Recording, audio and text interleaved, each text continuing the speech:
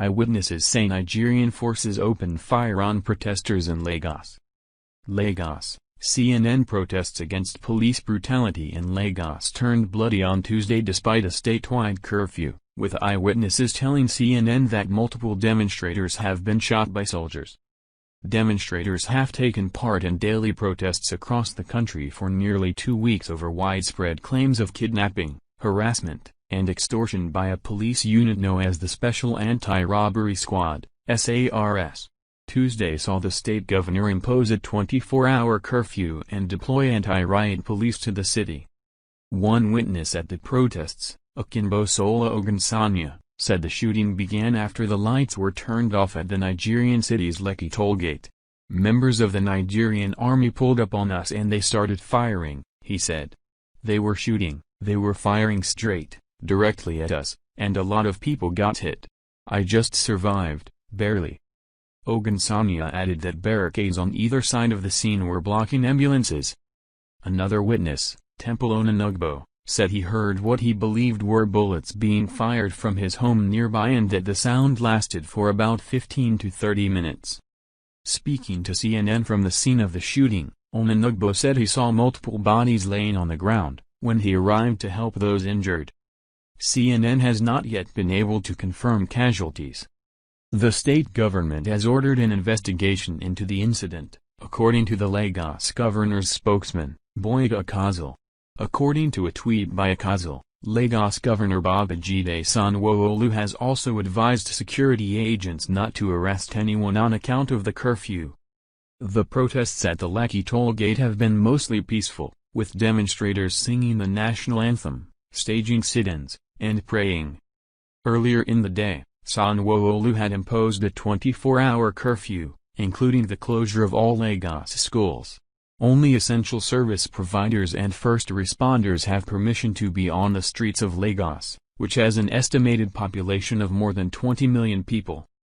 "Dear Lagosians, I have watched with shock how what began as a peaceful #EndSARS protest has degenerated into a monster that is threatening the well-being of our society," Sanwo-Olu tweeted as he announced the 4 p.m. local time curfew.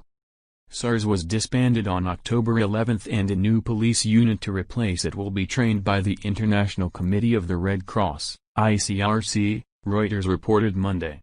Protesters are demanding further protections against the police, including independent oversight and psychological evaluation of officers.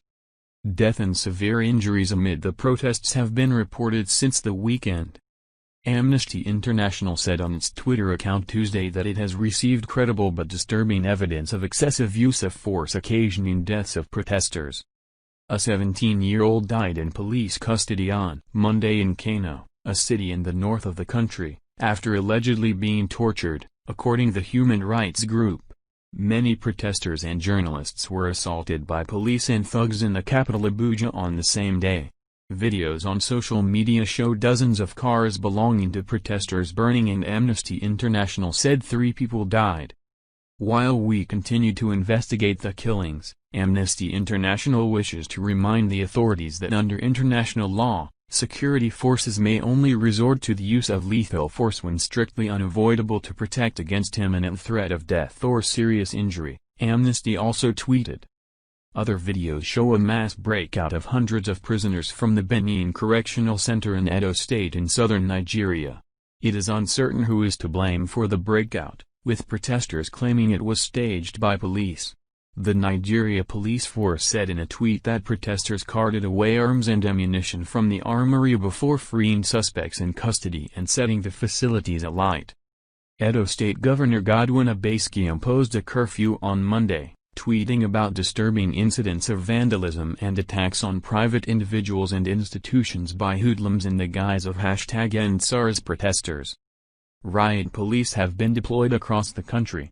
According to a tweet from the Nigerian police force on Tuesday evening, the Inspector General of Nigeria's police has ordered the immediate nationwide deployment of anti-riot police officers to protect lives and property of all Nigerians and secure critical national infrastructure across the country.